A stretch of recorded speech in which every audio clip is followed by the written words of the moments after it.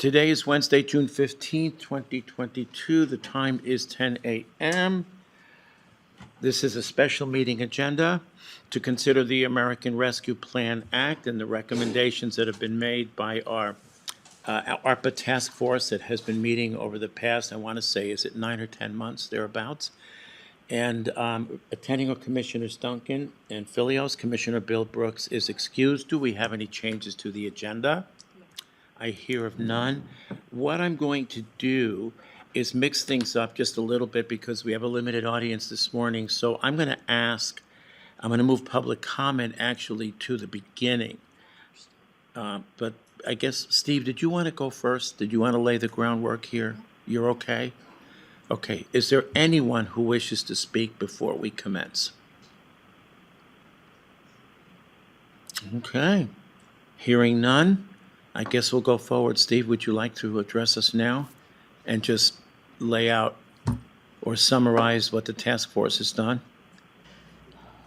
Or any expectations you might have, whatever you wish to share. By the way, Treasurer Matheson has chaired the task force that has done an admirable job looking at the American Rescue Plan Act from different perspectives, the legal, the practical, the financial, and they've done a very good job. And so I'd like to commend you and the staff. Jim Brannon. And, excuse me? Jim Brannon. And Jim Brannon, the clerk. And of Yes. course, Nancy Pluff, who works for us, Jody Beasy, Resource Management Office. And if I've forgotten anyone, please forgive me. Go right ahead, Steve. I don't have a lot of comments to make. I believe that the report that we issued as a task force stands on its own. It is comprehensive, if not exhaustive. I no longer represent the task force because we did disband it when we issued the actual report. What I would like to make a comment on, I suppose, since I'm up here speaking, is that if you have further questions, the resources that were used on the task force, legal counsel, RMO, and her staff, Jody's staff, are available to deal with any questions that come up now or in the future as it relates to how we navigate the next step of ARPA. I intentionally pushed for the disbandment of the ARPA task force because it was originally created to help evaluate the actual act and the guidance that was issued afterwards, and then come up with a recommendation based on the best of our abilities of what we thought the community needs were, as well as the parameters and the restrictions of the act itself and the guidance issued by the Treasury. Mm-hmm. I would encourage you to move the process along quickly because there is the time frame here that some of these projects need to get going in order for us to meet the obligations of making the commitments to fund those as well as completing the actual projects and expending the funds. One thing that I would caution the board to do is we have opened up our meetings. We have been very transparent in the conversations, the discussions. I think if you take public comment at this point in time, please don't engage in a debate. Mm-hmm. That process is now over. The task force, even though we had disparaging or different views and thoughts, we came together and issued with one voice what our recommendations were. And I'm hoping that the debate that takes place today will be amongst the commissioners and that you'll conclude that you also are going to speak with one voice to the community regarding ARPA funds. Now, I'll defer to Jody. Jody's done most of the work. If she would like to make any additional comments.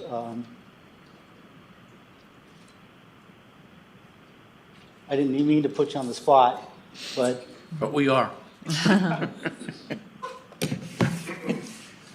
I would just, go right ahead. Oh, thank you. I would just ask that the projects that are selected, that the RMO is included in the process from the cradle to the grave.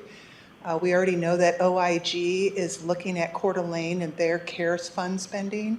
They're also looking at our transportation funding. And so the importance of documentation is necessary for all the parties, whether it's the external auditor or OIG, to be able to do their job. And maybe you could just explain that the OIG picked 6 Yes, the out of OIG, the entire country. One of Correct. them is Coeur d'Alene. yes. So, Define Lucky. OIG, please, for for the everyone. Office of the General, oh, sorry. OIG, Office. Inspector General. Thank you, Inspector. Inspector General, Thank okay. you. I should know that. It's Thanks, written right Chief. here. That it? Well, thank you, okay. Thank you. And I neglected to mention our legal counsel, who's been with the task force from the beginning, who's joining us remotely, Pat Braden. So welcome, Pat.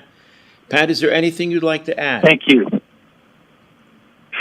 Only that the task force, we've gone through all the various legalities, the legal issues brought up both from within the task force itself and from members of the public.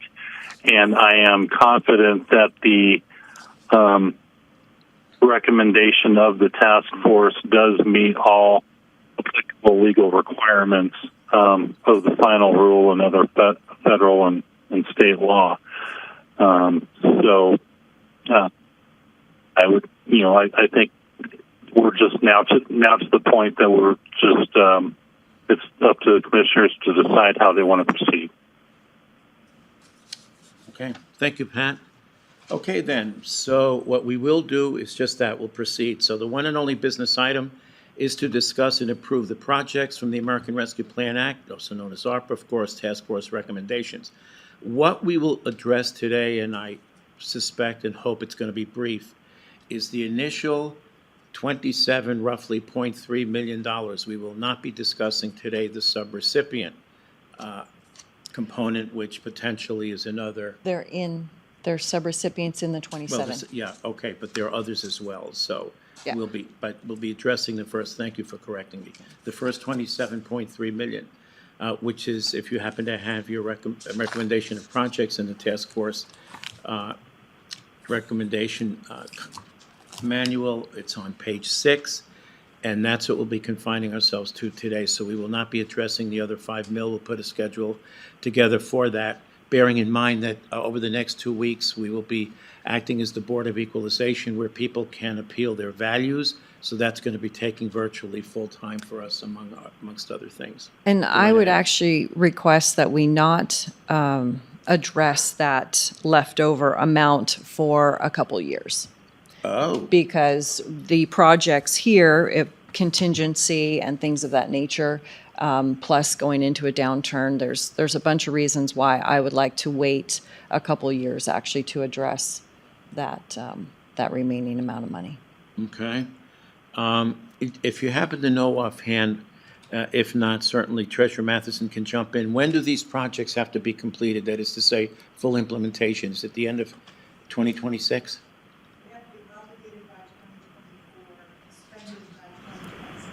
Obligated by 2024 and expended by 2026. 2026. Fair Yeah, enough. so that's why I would kind of like to wait and make sure some of these big projects get off the ground and are fully funded. Fair enough. Okay, any thoughts you wish to share before we go any further? Or as we go further? Sure, I have a lot of thoughts, not sure I want to share them all, but here we are. I sit on Kootenai Metropolitan Planning Organization Board, and at our last meeting, we were presented with the projections for Kootenai County's, I want to say, Growth? thank you, growth numbers. And projected by 2045 is 319,000. None of these projects, I don't think, are going to get us all the way there. But what I want to say is we're going to cross over that 200,000 mark in between 2025 and 2030. So when I started when ARPA came before us and we assigned the task force, I had some, thoughts on how best to use the money to go forward. And I think that pretty much the task force saw a lot of the same things that I did, and so I was appreciative of that. I do want to address the Justice Building because that's going to, excuse me, take the lion's share of the 32 million. And being former law enforcement, I'm very sensitive to justice needs and believing what the government is instituted for, and that is to protect our rights, that is to provide a secure justice system so we don't have rights being violated, so we can have justice brought for victims and things of that nature. So I'm always really looking at the justice system as a whole first, and then the other things the government does to support the justice system. So I'm very much in favor of the Justice Center expansion. When the door is open, if it's built and the door is open that day, it will be full. It is not for the future. So I want everybody to understand that. We've needed this building for probably the last 5 years. We have more judges than courtrooms. Scheduling is pretty bad. Our bailiffs and our court clerks are literally packed like sardines. So before ARPA even existed, this board was going forward with the expansion of the Justice Center because the need is so great. And so I'm kind of happy that we don't have to further tax our property taxpayers to get this great need in the county done at this point. So I wanted to make sure that was clear. We had a lot of great projects submitted for this money, and obviously we cannot fund them all. It's just not possible. I know people are going to be upset and unhappy with the recommendations of the task force and even with the decision of the Board of County Commissioners. I know that, and for 3.5 years, people have been unhappy with things, decisions that have been made. But what I can tell you is this is not taken lightly. I have researched, I have done my due diligence, I have become comfortable with accepting these funds and spending these funds is not going to harm our county. I would never make a decision that I knew was going to harm our county. And we're going to disagree and agree on some things. I get it, but the research that I've done and the place that the people of this county have put me in, I'm very comfortable that we are protected. And I do rely on Treasurer Matheson and Clerk Brannon, who have also done their due diligence and looked at this money and looked at the so-called strings attached. And remember, we take Federal Transit Authority funds and Federal Aviation Authority funds, which have the same requirements of spending this money. So a couple nuances probably, but the nuances are not in a position to once again bring harm to the county. I would never do that. So at this point, recognizing that there are a lot of great projects that didn't get funded, I am comfortable with approving the outlined projects that the task force is recommending, that first $27,292,599. And I can also read them off if Yeah, that would would be you helpful. please? Sure. All right. Addition to the Justice Building, $22 million. Administration Campus HVAC, $2 million. Family Justice Center Study, $175,000. Mobile Morgue Trailer, $6,000. Ambulance purchase needs, $1,031,000. Jail generator upgrade, $550,000. Juvenile Detention Center HVAC, $217,000. Reimbursement of COVID and PPE miscellaneous to EMS, $14,000. Premium pay for non-executive staff, Children's Village, $291,000. On-site for seniors, $125,000. Let's see, there's, CDA aid is $50,000. Well Springs Meadows, for their request, which is direct care requests, $332,000. And then cybersecurity and data backup, $500,000. On the subrecipients, These are the recommendations. My understanding is the subrecipients are going to be contacted once the vote is made to support these. And then they will have the responsibility is going to be on them to be able to comply with the standards. So that's where Jody's team will come in. You probably want to be on mic, Steve, sorry. Jody, please correct me if I'm wrong, but all the subrecipients are going to seek reimbursement from the county. So we are not going to reimburse their expenditures until they've proven to us they've complied with. I am correct, right? Yep. Okay, great. So that's going to be a little bit easier for those entities to comply with the reporting requirements that are required. So I think that is it, and I'm very proud of the team and what they did. And just one other note, the Idaho Association of Counties, which really does a lot of good work in the state of Idaho, they recommended that the Board of County Commissioners and the sheriff not be the ones to make the decisions. This is why we implemented the task force in the beginning, and all of my trust is in Jim Brannon and Steve Matheson. So I'm not just blindly, picking this. It was very thought out, and I appreciate that. So that's why I'm in favor of approving these projects. And I have to agree, and again, I have to commend the task force because in the process, you were able to communicate to the public so people could track the progress, understand the reasoning and the rationale, and I think that's what sets Kootenai County apart from some of the other counties where there's been a fair amount of opposition to the effort. And I think that's really to your credit as a group. And so I have to agree with Commissioner Leslie Duncan.